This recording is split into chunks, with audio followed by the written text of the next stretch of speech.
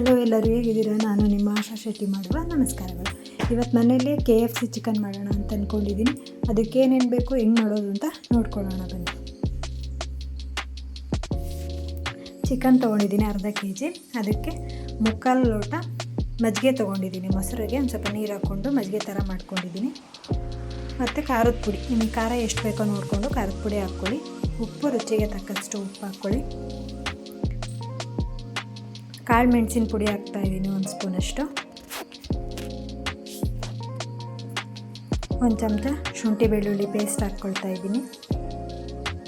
ನಿಮಗೆ ಎಷ್ಟು ಬೇಕೋ ಅಷ್ಟು ಟೇಸ್ಟಿಗೆ ಎಷ್ಟು ಕ್ವಾಂಟಿಟಿ ತೊಗೊಳ್ತಿರೋ ಚಿಕನ್ ಅದ್ರ ಮೇಲೆ ಡಿಪೆಂಡ್ ಆಗುತ್ತೆ.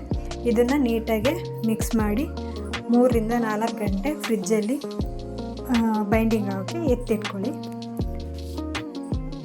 ಈಗ ಮತ್ತು ಕೋಟಿಂಗಿಗೆ ಅದಕ್ಕೆ ಏನು ಮಾಡೋದು ಅಂತ ನೋಡ್ಕೊಳ್ಳೋಣ ಬನ್ನಿ. ನಾನು 1.25 ಕಪ್ಪಷ್ಟು ಮೈದಾ ಹಿಟ್ಟು ತೊಗೊಂಡಿದ್ದೀನಿ.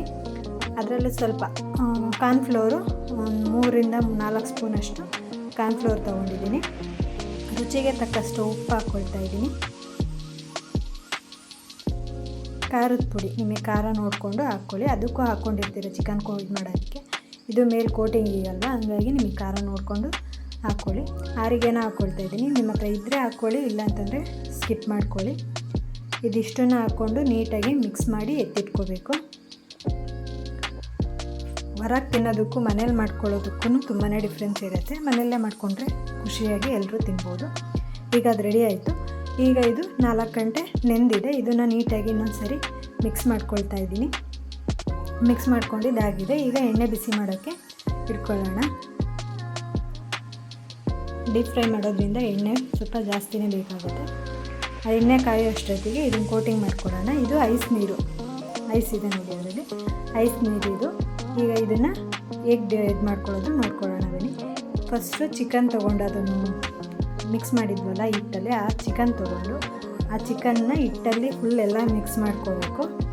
ಅದು ಮಿಕ್ಸ್ ಮಾಡ್ಕೊಂಡಾದ್ಮೇಲೆ ಮತ್ತೆ ಅದನ್ನು ಕೋಲ್ಡ್ ವಾಟ್ರ್ ಅದರೊಳಗೆ ಎದ್ದು ಮತ್ತು ಹಿಟ್ಟಲ್ಲಿ ಎದ್ದು ಅದನ್ನು ನೀಟಾಗಿ ಎಲ್ಲ ಕೊಡ್ಕೊಂಡು ಎತ್ತಿ ಇಟ್ಕೋಬೇಕು. ನೋಡಿ ಈ ಥರ ಮಾಡ್ಕೊಳ್ಳಿ.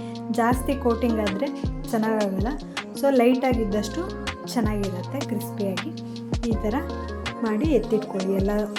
ಎಲ್ಲದನ್ನು ಇದೇ ಥರ ಮಾಡಿ ಎತ್ತಿಟ್ಕೊಳ್ಳಿ. ನೋಡಿ ಈ ಥರ ನೀಟಾಗಿ ಮಾಡಿ ಎತ್ತಿಟ್ಕೊಳ್ಳಿ.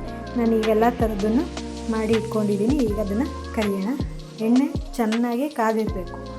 ಈಗ ಕರಿಯುವಾಗ ಮಾತ್ರ ಸಣ್ಣ ಉರಿ ಇಟ್ಕೊಂಡು ಎಲ್ಲ ನೀಟಾಗಿ ಒಳಗೆಲ್ಲ ಬೇಯೋ ಥರ ಕರಿಬೇಕು. ಜೋರಾಗಿ ಉರಿ ಮಾಡಿಕೊಂಡ್ರೆ ಒಳಗೆ ಮಾತ್ರ ಬೆಂದಿರಲ್ಲ, ಹೊರಗೆ ಮಾತ್ರ ಫುಲ್ ಕಪ್ಪಾಗಿಬಿಡುತ್ತೆ. ಸಣ್ಣ ಉರಿ ಮಾಡಿಕೊಂಡೆ ಕರ್ಕೊಳ್ಳಿ. ಇದೇ ರೀತಿ ಎಲ್ಲದನ್ನು ಕರೀರಿ. ನೋಡಿ ಎಷ್ಟು ಚೆನ್ನಾಗಿ ಕಲರ್ ಎಲ್ಲ ಚೆನ್ನಾಗಿ ಬಂದಿದೆ. ಇದೇ ರೀತಿ ಎಲ್ಲ ಮಾಡ್ಕೊಂಡಿರೋ ಚಿಕನ್ನ ಕರ್ದು ಎತ್ತಿಟ್ಕೊಳ್ಳಿ. ನೀವು ಮನೇಲಿ ಮಾಡ್ಕೊಳ್ಳಿ. ಹೇಗೆ ಬಂತು ಅಂತ ಕಾಮೆಂಟ್ ಮಾಡಿ. ಪ್ಲೀಸ್ ಲೈಕ್ ಮಾಡಿ, ಸಪೋರ್ಟ್ ಮಾಡಿ, ಸಬ್ಸ್ಕ್ರೈಬ್ ಮಾಡ್ಕೊಳ್ಳಿ. ಬೆಲ್ ಐಕಾನ್ ಮೇಲೆ ಕ್ಲಿಕ್ ಮಾಡ್ಕೊಳ್ಳಿ. ಹೀಗೆ ನಮ್ಮನ್ನು ಸಪೋರ್ಟ್ ಮಾಡ್ತಾಯಿರಿ. Thank you.